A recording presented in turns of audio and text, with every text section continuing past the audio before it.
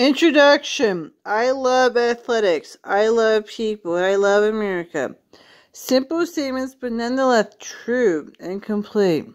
For some time, I have been keenly aware of the need for the athletes of America, both the young and not so young, to be model citizens. Athletes today, the role models for our citizens of tomorrow.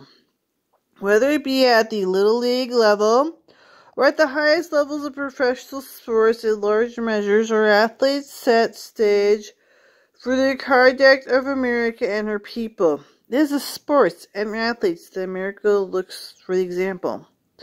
Tragically, in recent years, the number of athletes who are unfortunately become involved in drug abuse and other improper conduct has increased dramatically. And those misdeeds have been widely publicized by the news media. But that has come to misleading and criminal message of confusion.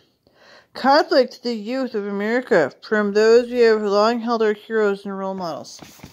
They said he was smoking meth. This is your son to try, right? Chewing tobacco is also not great. These athletes have quite simply given America the wrong example. I believe with all my heart that citizenship is a blessing, not a right. That the citizenship is a duty, not an option. It is each of us a public trust, a sacred trust, and athletes at all levels have special duty examples of equality, citizenship to all who may see. It's my belief, indeed, my dream, that all athletes can be examples of positive citizenship for all the world to follow proudly. As a young boy, I learned from the example of my father, William du Pont, truly great American patriot and pioneer, what it takes to wear, what it takes to be an honorable American citizen. Competitive athletes for many years, I learned the experience what it takes to win. Today, as a coach, over 600 young people in our Villanova Team Foxcatcher programs, I understand from another challenging perspective what it takes to win. On and off the map, our challenge as coaches and leaders of athletes everywhere, indeed, obligation and responsibility, is first and foremost to build winners in life. To build men and women who will be prepared for life and who will understand. Exemplify the character traits of good citizenship on and off the field of competition. My hope is through my humble efforts I can see some way to help talented American athletes and their selflessly dedicated coaches to understand what it takes to be a winner in life and the importance of good citizenship by our athletes. The American destiny of greatness. John Luther DuPont, Villanova, Pennsylvania. He went to Villanova College, Villanova, Pennsylvania. So there was people up here out to get me because of him. Grew up with him, out to get me because of this guy. So he had money. He said my family was his DuPont family. They were bothering me about this guy. Here, this is Neil Buckley of the Haverford College, Haverford, Pennsylvania. Joins Johnny DuPont after Buckley's 500th wrestling win as head coach. So, up here with them attacking, they said they're violent, hardened criminals, not just athletes. So, hey, coach, right? Show up to be a good television and the individual athlete.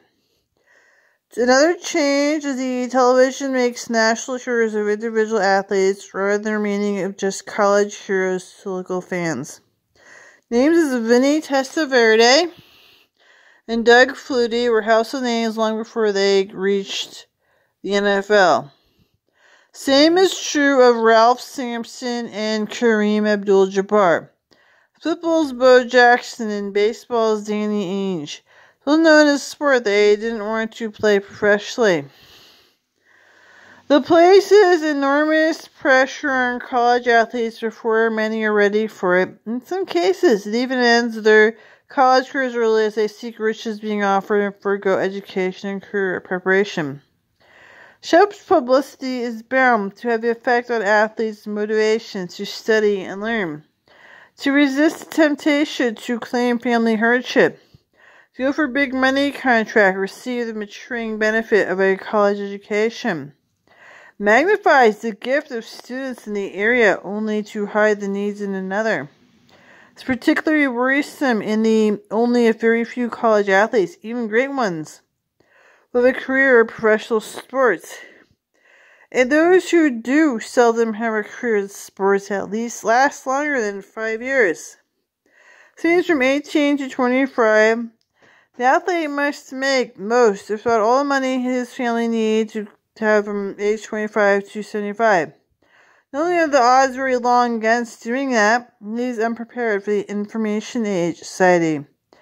Within the knowledge and skills necessary to live productive, financially rewarding, and satisfying life.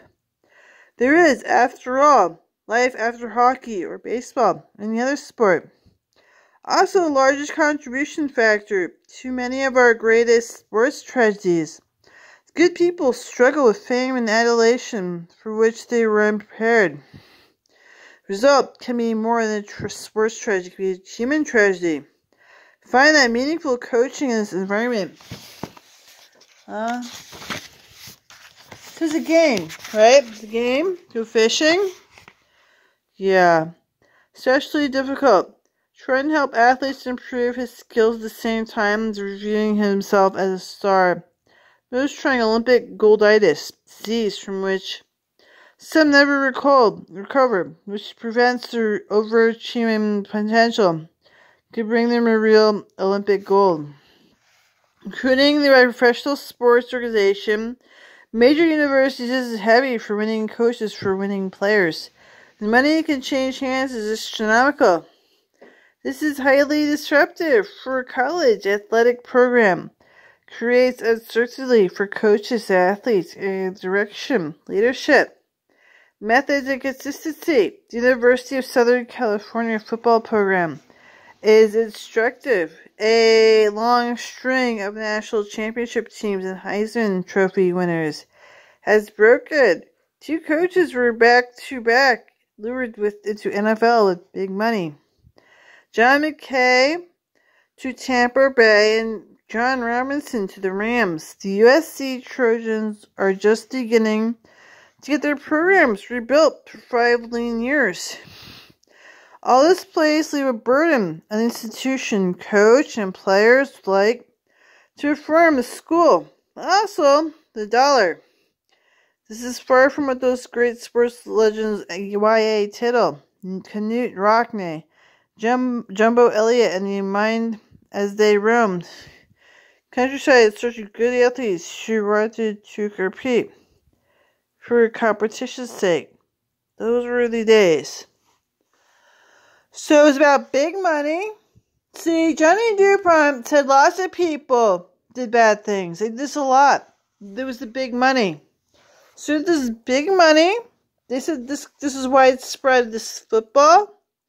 Not just one person. These people go to the coach stuff. Yeah. They're all like that. So it happens. This is what they talk about. They say it happens, right? So this is what they talk about. Is they touch you there, fat body dykes, right? American citizen athlete. Yeah, they go on about this stuff, right? So they go on about your poor sportsmanship, say touch you there, yeah? You keep saying this stuff to me? Fat body dykes, yeah? I have a sister that I care about. And when you keep acting like this to me, keep attacking me that I have a sister that I care about and you don't care about me? Yeah, you said this is all you talk about is like fat body dykes and when you bitches gonna die. How many dads you had or something. This is all you talk about. I have a sister that I care about, okay? I have a sister that I care about, and all I hear is you taunting me that my family had money, and this is all I hear you just going fat body dykes to me. Yeah? I care that I have a sister, and you pissed me off about this, okay? Make me really angry. You make me really angry that it was about where you spend your money. You spent your money on this being gay. You spent your money on being gay, saying this stuff to me, and I don't care.